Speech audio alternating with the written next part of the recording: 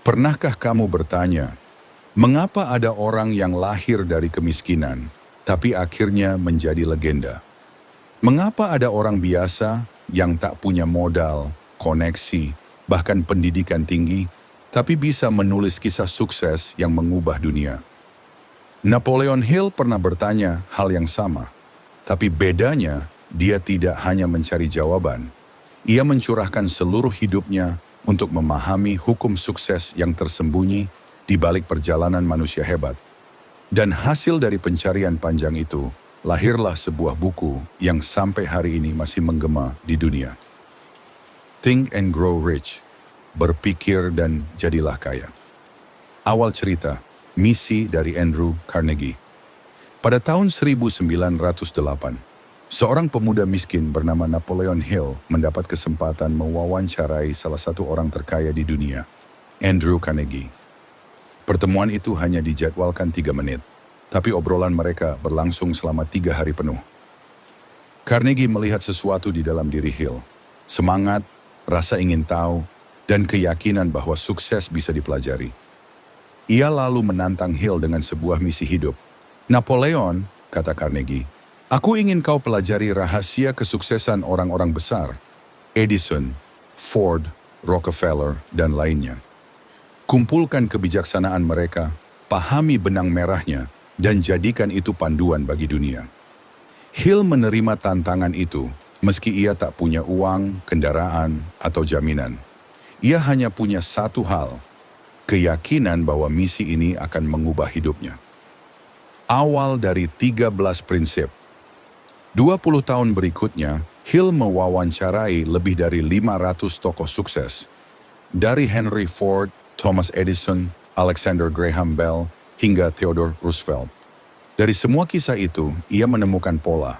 Bukan kebetulan, bukan keberuntungan, tapi sebuah filosofi. Kumpulan prinsip yang, jika dijalankan dengan sungguh-sungguh, bisa membawa siapapun menuju kesuksesan.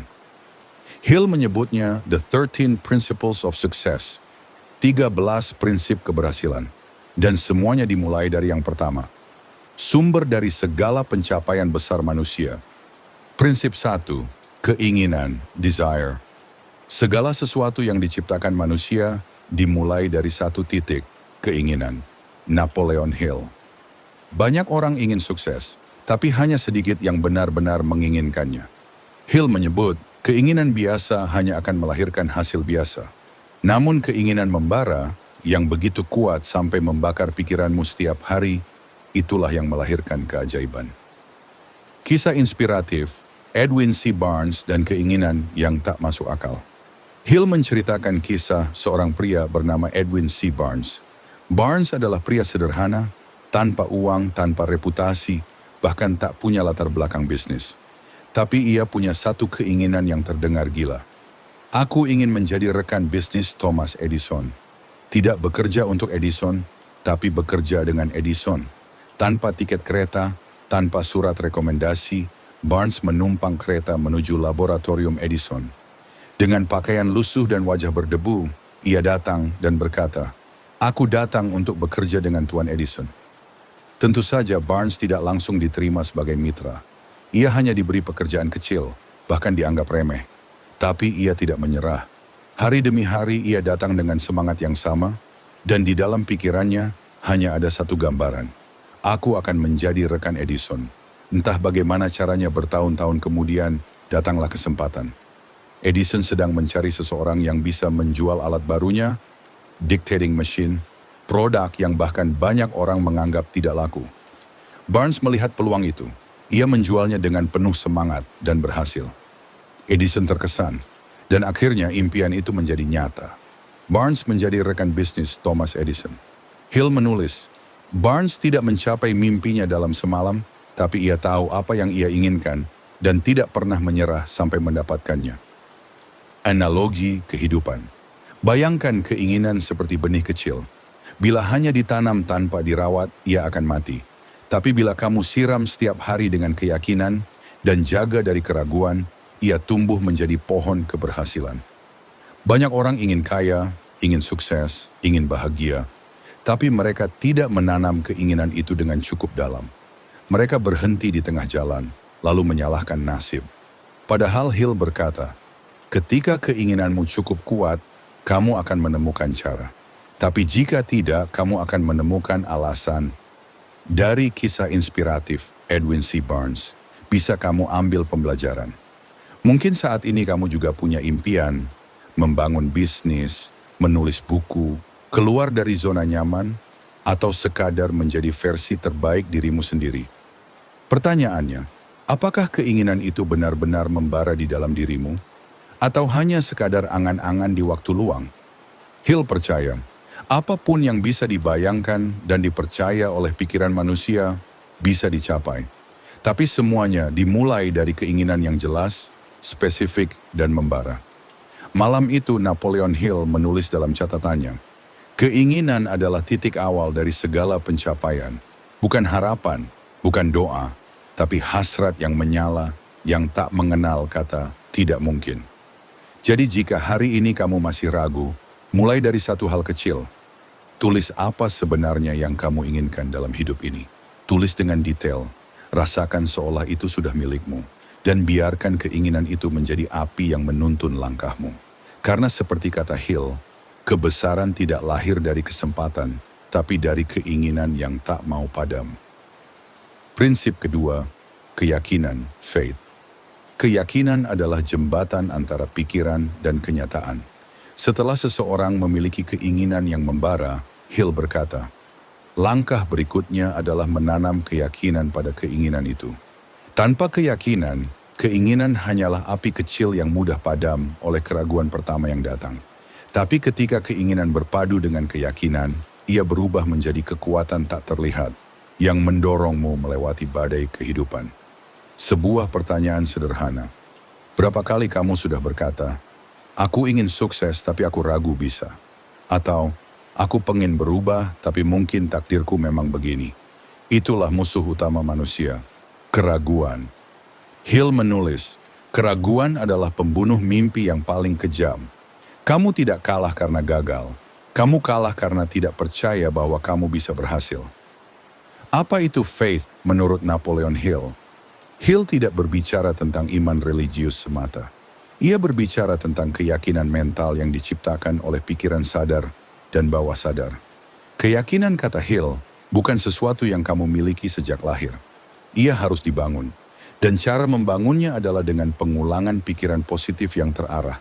Dengan kata lain, kamu bisa menanam keyakinan di pikiran bawah sadarmu seperti menanam benih di tanah. Dan benih itu akan tumbuh menjadi kenyataan jika kamu menyiraminya dengan kata-kata, perasaan, dan gambaran positif setiap hari. Kisah penjual yang tak percaya diri. Hill pernah bercerita tentang seorang pria penjual keliling yang selalu gagal menjual produknya. Setiap pagi ia bangun dengan pikiran, aku bukan penjual yang baik, aku tidak akan bisa bersaing, dan benar saja, hari itu selalu berakhir dengan kegagalan. Sampai suatu hari, ia membaca filosofi Hill. Ia memutuskan untuk melakukan eksperimen kecil. Setiap pagi ia berdiri di depan cermin dan berkata, aku adalah penjual terbaik di kotaku. Aku membawa nilai bagi orang-orang. Aku percaya diri dan aku layak sukses. Awalnya ia merasa konyol. Tapi Hill menulis, pikiran bawah sadar tidak tahu mana yang benar dan salah. Ia hanya menerima apa yang kamu ulangi dengan perasaan yakin. 3 bulan kemudian, hidup pria itu berubah total. Penjualannya meningkat, orang-orang mulai menyukainya, dan ia bahkan mulai melatih penjual lain. Dari kisah penjual ini, kita bisa ambil pembelajaran. Yang berubah bukan dunianya, yang berubah adalah keyakinannya. Analogi, pikiranmu adalah taman. Bayangkan pikiranmu seperti sebuah taman luas. Jika kamu menanam benih bunga, seperti kepercayaan diri, harapan, dan tekad, maka bunga-bunga itu akan tumbuh. Tapi jika kamu membiarkan rumput liar, seperti rasa takut, keraguan, dan pesimisme, perlahan mereka akan menutupi seluruh tamanmu. Hill berkata, kamu tidak bisa menanam benih sukses dan menunggu bunga tumbuh sambil menyiram tanah dengan air ketakutan. Artinya pikiranmu harus dijaga. Karena setiap kata yang kamu ucapkan, setiap emosi yang kamu rasakan, adalah air bagi taman bawah sadarmu. ilmu di balik keyakinan. Hill memahami satu hal yang sangat modern untuk zamannya. Pikiran bawah sadar tidak membedakan antara imajinasi dan kenyataan. Ketika kamu membayangkan sesuatu dengan kuat, seolah kamu sudah memilikinya, otakmu akan mulai mencari cara agar hal itu benar-benar terjadi. Ini bukan sekadar motivasi kosong. Ilmu modern menyebutnya neuroplasticity. Kemampuan otak membentuk jalur baru berdasarkan kebiasaan berpikir. Jadi ketika Hill berkata, bayangkan dirimu sudah berhasil, itu bukan sekadar puisi. Itu adalah instruksi ilmiah untuk mengubah realitamu. Bagaimana membangun keyakinan? Hill memberikan 3 langkah sederhana tapi dahsyat. 1. Ucapkan afirmasi positif setiap hari. Kata-kata adalah alat untuk memprogram ulang pikiran bawah sadar.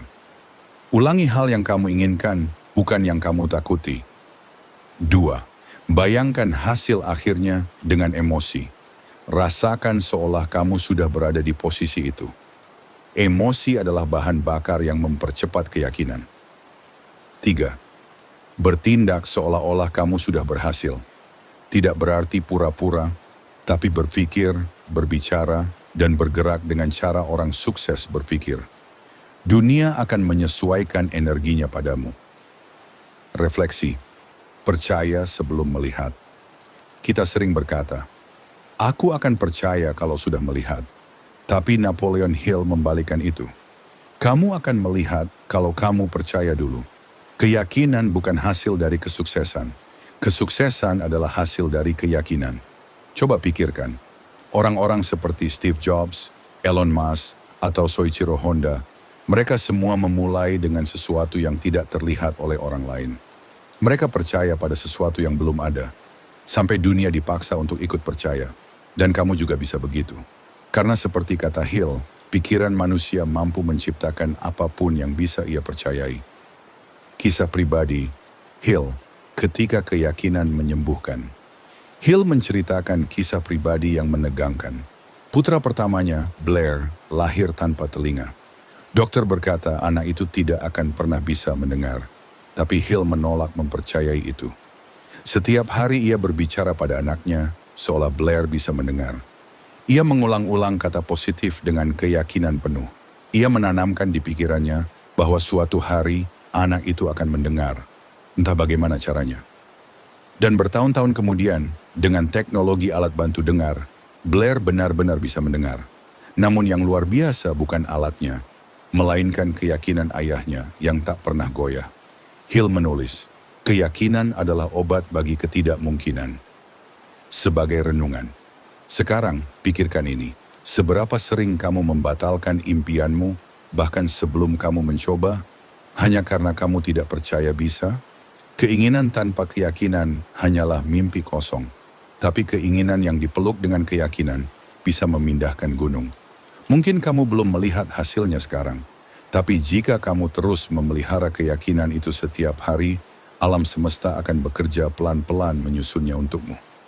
Hill menulis, keyakinan adalah keadaan pikiran yang dapat diciptakan melalui pengulangan perintah positif pada pikiran bawah sadar. Jadi hari ini, mulailah dengan satu hal kecil. Ucapkan kata yang membangun, bukan yang menjatuhkan. Bayangkan masa depanmu dengan keyakinan, bukan ketakutan. Dan bertindaklah seolah-olah mimpi itu sedang menunggumu di depan pintu. Karena pada akhirnya, mereka yang percaya sebelum melihat adalah mereka yang menciptakan dunia yang akan dilihat orang lain. Prinsip ketiga, autosuggestion, sugesti diri.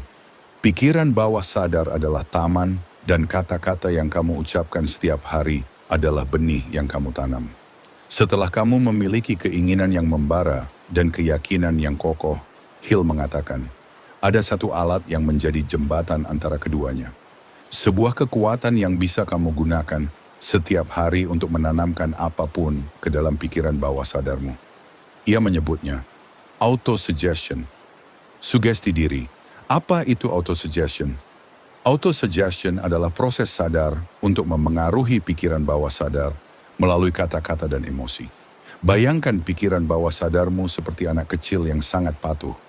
Ia tidak mempertanyakan apa yang kamu katakan. Ia hanya mendengar, percaya, dan menjalankan. Jadi jika setiap hari kamu berkata, aku tidak mampu, aku selalu gagal, aku tidak sepintar orang lain, maka pikiran bawah sadarmu mencatatnya seperti fakta. Dan lambat laun, hidupmu pun menyesuaikan. Tapi kabar baiknya, kamu bisa membalik itu semua. Kamu bisa melatih pikiranmu untuk percaya pada hal yang kamu inginkan, bukan yang kamu takutkan. Hill berkata, auto-suggestion adalah jalan menuju komunikasi langsung antara pikiran sadar dan bawah sadar. Analogi radio pikiran. Bayangkan pikiranmu seperti radio besar dengan dua frekuensi. Frekuensi pertama adalah pikiran sadar, tempat kamu berpikir, menganalisis, dan membuat keputusan. Frekuensi kedua adalah pikiran bawah sadar, tempat semua kebiasaan, keyakinan, dan emosi tersimpan. Autosuggestion adalah gelombang yang menghubungkan dua frekuensi itu. Apa yang kamu ulangi di pikiran sadar dengan cukup emosi akan menembus batas dan ditanamkan ke bawah sadar. Dan begitu tertanam, itu menjadi realitas. Contoh nyata, Hill dan kebiasaan menulisnya. Napoleon Hill tidak hanya menulis tentang autosuggestion. Ia menggunakannya setiap hari. Setiap pagi ia membaca kalimat afirmasi yang ditulisnya sendiri. Aku, Napoleon Hill, akan menyelesaikan buku ini yang akan membantu jutaan orang menemukan kekuatan dalam pikirannya sendiri. Ia mengulanginya ribuan kali selama bertahun-tahun. Dan hasilnya, buku itu benar-benar lahir dan telah mengubah hidup jutaan orang di seluruh dunia. Bukan karena keajaiban mistis, tapi karena konsistensi dan pengulangan keyakinan yang menanamkan arah baru ke pikirannya. Prinsip pengulangan, you become what you repeat. Hill menjelaskan bahwa pikiran bawah sadar belajar dari pengulangan. Ia tidak bisa menolak sesuatu yang kamu dengar dan rasakan berkali-kali. Pikirkan saja, anak kecil tidak lahir dengan rasa takut. Tapi karena mendengar kata, jangan, berbahaya, kamu tidak bisa. Mereka belajar untuk takut. Begitu pula kamu. Jika selama bertahun-tahun kamu berkata, aku tidak cukup baik, pikiranmu akan mempercayainya. Tapi jika hari ini kamu mulai berkata, aku mampu, aku layak, aku bisa menciptakan hidup yang aku mau, dan mengulanginya dengan emosi yang kuat, perlahan-lahan bawah sadarmu akan mulai menghapus program lama dan menginstal keyakinan baru. Hill memberi panduan praktis. Hill tidak berhenti pada teori, ia memberi langkah konkret. Begini caranya membangun auto-suggestion yang efektif. 1. Tulis keinginanmu secara jelas dan spesifik. Misalnya, aku akan memiliki penghasilan 100 juta per bulan melalui bisnis yang bermanfaat bagi banyak orang. 2. Bacakan dengan suara keras 2 kali sehari, pagi dan malam. Hill menekankan pentingnya suara dan emosi. Ucapkan seolah kamu sudah memilikinya. 3. Rasakan emosi kepemilikan. Jangan hanya membaca seperti robot. Rasakan kebanggaan, kebahagiaan, dan keyakinan seolah itu sudah terjadi. 4. Ulangi setiap hari tanpa gagal. Bawah sadarmu tidak paham logika, tapi ia sangat peka terhadap konsistensi. Hill menulis, dengan pengulangan terus-menerus keinginanmu akan masuk ke dalam bawah sadar dan menjadi kekuatan yang memandu tindakanmu menuju realitas. Storytelling, seorang penulis yang mengubah hidupnya. Ada seorang penulis muda yang gagal total. Buku pertamanya tidak laku, naskah keduanya ditolak belasan penerbit. Ia mulai percaya bahwa dirinya memang tidak berbakat. Suatu hari, ia membaca filosofi Hill tentang autosuggestion. Ia memutuskan untuk mencoba. Setiap pagi ia berkata di depan cermin, aku adalah penulis besar. Kata-kataku akan menyentuh hati jutaan orang. Aku akan hidup dari tulisanku. Ia mengulanginya dengan penuh emosi setiap hari, bahkan saat tidak percaya sepenuhnya. Bertahun-tahun kemudian, buku-bukunya menjadi bestseller. Dan dalam salah satu wawancaranya, ia berkata, saya tidak tahu kapan tepatnya saya berubah, tapi saya tahu bahwa kata-kata yang saya ulang setiap hari akhirnya menjadi diri saya. Refleksi. Pikiran adalah magnet. Hill sering menggunakan analogi magnet. Ia berkata, pikiran yang dikuasai oleh emosi kuat akan menarik hal-hal sejenis ke dalam kenyataan. Jika kamu menanam rasa takut, kamu menarik kegagalan. Jika kamu menanam rasa percaya, kamu menarik kesempatan. Auto-suggestion adalah cara untuk mengendalikan magnet itu, agar ia menarik apa yang kamu inginkan, bukan apa yang kamu takuti. Bahaya auto-suggestion negatif. Auto-suggestion tidak hanya bekerja pada hal positif. Ia bekerja untuk apapun yang kamu tanamkan, sadar atau tidak. Ketika kamu berkata, "Aku tidak bisa," "Aku selalu sial," "Aku bodoh," itu pun adalah bentuk auto-suggestion, versi negatifnya. Hill memperingatkan, banyak orang memprogram kegagalan mereka sendiri tanpa sadar. Mereka mengulang kata-kata yang menurunkan energi mereka setiap hari, sampai akhirnya keyakinan itu menjadi kenyataan. Jadi mulai sekarang, perhatikan kata-kata yang kamu ucapkan, karena kata-kata itu sedang membentuk masa depanmu. Cara modern menghidupkan prinsip auto-suggestion. Hari ini, banyak ilmuwan dan psikolog sepakat dengan Hill. Teknik auto-suggestion kini dikenal sebagai bagian dari self-talk therapy dan neuro-linguistic programming, NLP. Orang-orang sukses modern melakukannya dengan berbagai bentuk. Elon Musk menulis tujuan pribadinya setiap pagi. Oprah Winfrey menggunakan affirmation journaling. Atlet kelas dunia membaca kalimat motivasi sebelum bertanding. Mereka semua sedang melakukan hal yang sama. Menanamkan sugesti ke bawah sadar mereka, sampai pikiran percaya dan tubuh mengikuti. Kekuatan keyakinan yang ditanamkan. Auto-suggestion tidak hanya mengubah cara berpikir, tapi juga cara merasa dan bertindak. Ketika kamu terus berkata bahwa kamu bisa, otakmu mulai mencari cara untuk membuktikannya. Hill menulis, tubuh manusia akan bertindak sesuai dengan keyakinan yang dominan di pikirannya. Dan disitulah keajaiban dimulai. Bukan karena hal mistis, tapi karena hukum alam. Apa yang kamu pikirkan, itulah yang kamu lakukan. Dan apa yang kamu lakukan, itulah yang kamu jadi. Napoleon Hill berkata, kamu adalah hasil dari pikiran yang kamu biarkan tinggal di kepalamu setiap hari. Jadi jika kamu ingin mengubah hidupmu, mulailah dengan mengubah kata-kata yang kamu ucapkan pada dirimu sendiri. Ucapkan yang kamu ingin jadi, bukan yang kamu takutkan. Dan ulangi itu sampai bawah sadarmu tidak punya pilihan lain selain percaya. Karena pada akhirnya, hidupmu hanyalah cermin dari apa yang kamu yakini tentang dirimu sendiri. Prinsip keempat, specialized knowledge, pengetahuan khusus. Pengetahuan tidak akan menjadi kekuatan sampai ia diorganisir dan diarahkan menuju tindakan. Bayangkan ini, kamu sedang berada di sebuah perpustakaan raksasa. Rak demi rak menjulang tinggi, dipenuhi jutaan buku dari seluruh dunia tentang sains, bisnis, sejarah, filsafat, agama, bahkan hal-hal paling aneh yang tak pernah kamu pikirkan. Lalu Hill berdiri di tengah ruangan itu dengan senyum tenang dan berkata pelan, lihatlah, ini semua adalah pengetahuan, tapi tidak satu pun buku di sini akan membuatmu sukses sampai kamu tahu bagaimana menggunakannya.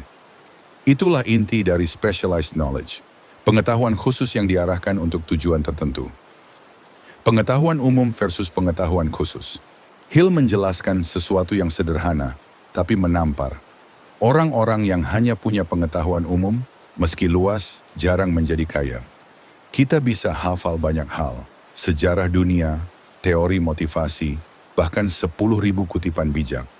Tapi kalau semua itu tidak digunakan untuk menciptakan sesuatu yang nyata, maka ia hanya akan tinggal sebagai informasi di kepala, bukan kekayaan dalam hidup. Lihatlah sekelilingmu. Internet penuh dengan orang yang tahu banyak, tapi sedikit yang menguasai sesuatu secara mendalam. Dan yang sedikit itu, mereka yang punya pengetahuan khusus adalah orang-orang yang dibayar mahal. Contoh dari kehidupan nyata. Ambil contoh sederhana. Ada 2 orang mekanik mobil. Yang pertama tahu sedikit tentang banyak hal, mesin, listrik, pendingin, bahkan interior. Yang kedua hanya fokus pada satu bidang, sistem injeksi bahan bakar. Tapi ia menguasainya sampai ke akar. Ia tahu setiap suara mesin, setiap getaran, setiap kemungkinan kerusakan. Ketika mobil sport langka mogok, siapa yang dipanggil? Yang pertama tahu sedikit, atau yang kedua yang ahli? Jawabannya jelas. Pengetahuan umum membuatmu berguna. Pengetahuan khusus membuatmu tak tergantikan. Napoleon Hill dan pelajaran dari Andrew Carnegie. Hill pernah menulis bahwa salah satu kunci yang ia pelajari dari Andrew Carnegie adalah Carnegie tidak tahu segalanya tentang baja, tapi ia tahu bagaimana mengelilingi dirinya dengan orang-orang yang tahu. Itu poin penting. Specialized knowledge tidak selalu berarti kamu harus memiliki semua pengetahuan itu sendiri. Tapi kamu harus tahu di mana mencarinya, siapa yang memilikinya, dan bagaimana menggunakannya untuk mencapai tujuanmu. Carnegie tidak menjadi kaya karena ia ahli teknik baja. Ia menjadi kaya karena ia tahu bagaimana mengatur tim yang berisi orang-orang dengan pengetahuan khusus dan menyatukan mereka dalam satu visi besar. Zaman modern, pengetahuan adalah mata uang baru. Dulu sumber daya utama adalah tanah, tenaga, dan modal. Sekarang, pengetahuan adalah mata uang paling mahal di dunia. Namun tidak semua pengetahuan bernilai sama. Yang bernilai adalah pengetahuan yang bisa diimplementasikan secara spesifik untuk menghasilkan hasil nyata. Misalnya, seorang desainer yang tahu algoritma desain AI, bukan hanya cara menggambar. Seorang pebisnis yang paham strategi digital marketing berbasis data, bukan sekadar jualan online. Seorang guru yang tahu psikologi belajar siswa digital era Gen Z, bukan sekadar kurikulum klasik. Dunia tidak lagi membayar orang pintar. Dunia membayar orang yang tahu cara mengubah pengetahuan menjadi hasil. Gabungkan pengetahuan dengan imajinasi. Napoleon Hill menulis, pengetahuan saja tidak akan menarik uang, tapi ketika dikombinasikan dengan imajinasi, rencana, dan tindakan, maka pengetahuan berubah menjadi kekuatan. Ibarat bahan bakar dan api. Pengetahuan adalah bensin. Imajinasi adalah percikan. Tanpa salah satunya, tidak ada ledakan yang menggerakkan mesin hidupmu.